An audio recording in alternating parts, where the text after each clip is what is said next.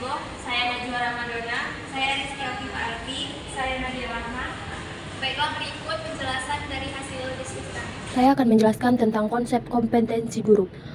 Mulyasa mengemukakan bahwa kompetensi dapat diartikan sebagai pengetahuan, keterampilan, dan kemampuan yang dikuasai oleh seseorang yang telah menjadi bagian dari dirinya, sehingga ia dapat melakukan perilaku-perilaku kognitif, afektif, dan psikomotorik dengan sebaik-baiknya.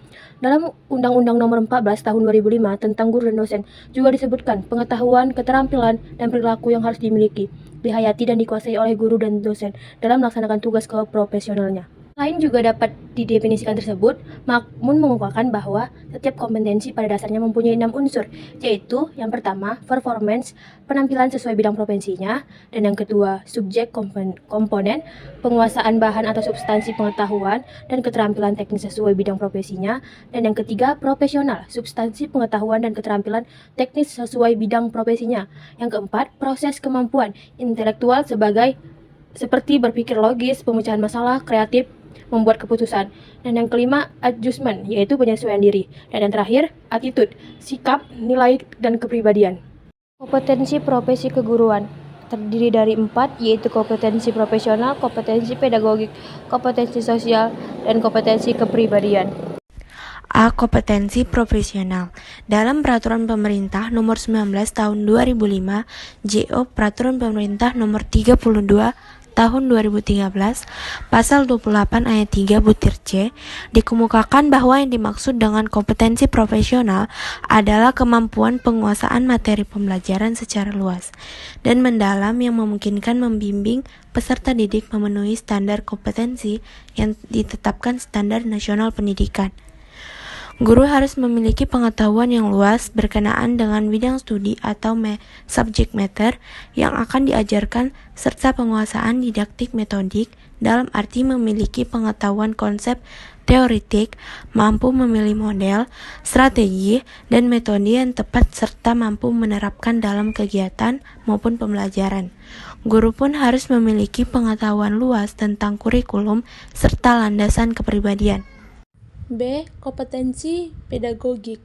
Dalam Peraturan Pemerintah Nomor 19 Tahun 2005, JO Peraturan Pemerintah Nomor 32 Tahun 2013 tentang Standar Nasional Pendidikan, Pasal 28 Ayat 3 di butir A, dikemukakan bahwa kompetensi pedagogik adalah kemampuan mengelola pembelajaran peserta didik yang meliputi pemahaman terhadap peserta didik, perancangan dan pelaksanaan pembelajaran, evaluasi hasil belajar, dan pengembangan peserta didik untuk mengaktualisasikan berbagai potensi yang dimilikinya.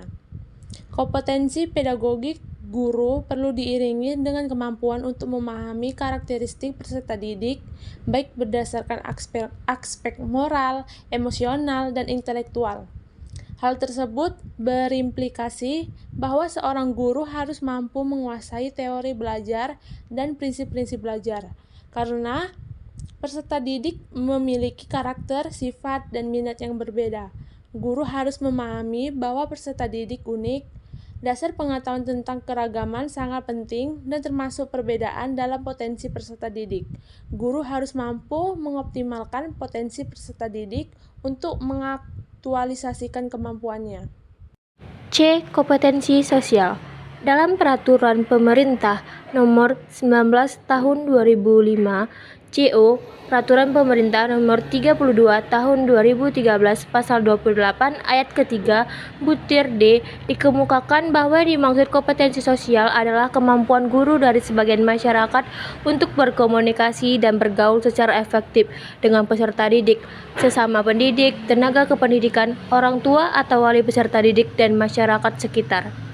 Guru di mata masyarakat dan peserta didik merupakan panutan yang perlu dicontoh dan merupakan suri tauladan dalam kehidupannya sehari-hari. Guru perlu memiliki kompetensi sosial dalam rangka mendukung efektivitas pelaksanaan proses pembelajaran.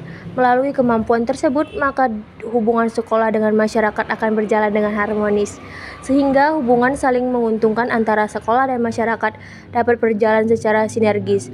Kompetensi sosial perlu dibangun beriringan dengan kemampuan guru dalam berkomunikasi, bekerja sama, bergaul simpatik, dan mempunyai jiwa yang menyenangkan. D. Kompetensi kepribadian. dalam PP nomor 19 tahun 2005 JO PP nomor 32 tahun 2013 pasal 28 ayat 3 butir B dikemukakan bahwa yang dimaksud dengan kompetensi kepribadian adalah kemampuan kepribadian yang mantap, stabil, dewasa, arif, dan berwibawa, menjadi teladan bagi peserta didik dan berakhlak mulia. Kunandar menyatakan bahwa kompetensi kepribadian yaitu perangkat perilaku yang berkaitan dengan kemampuan individu dalam mewujudkan dirinya sebagai pribadi yang mandiri untuk melakukan transformasi diri, identitas diri, dan pemahaman diri. Sedangkan Hamzah B. Uno menyatakan bahwa kompetensi kepribadian adalah sikap kepribadian yang mantap sehingga mampu menjadi sumber intensifikasi bagi subjek dan memiliki kepribadian yang pantas untuk diteladani. Guru sebagai pendidik harus dapat mempengaruhi ke arah proses itu sesuai dengan tata nilai yang dianggap baik dan berlaku dalam masyarakat. Tata nilai termasuk norma, moral, estetika, dan ilmu pengetahuan, mempengaruhi perilaku etik peserta didik sebagai pribadi dan anggota masyarakat. Penerapan disiplin yang baik dalam proses pendidikan akan menghasilkan sikap mental, watak, dan kepribadian didik yang kuat. Guru dituntut harus mampu membelajarkan peserta didik tentang disiplin diri, belajar membaca, mencintai buku, menghargai waktu, belajar bagaimana cara belajar, mematuhi tata tertib, dan belajar bagaimana harus berbuat. Semuanya itu akan berhasil apabila guru juga disiplin dalam melaksanakan tugas dan kewajibannya. Baiklah, sekian video presentasi kami.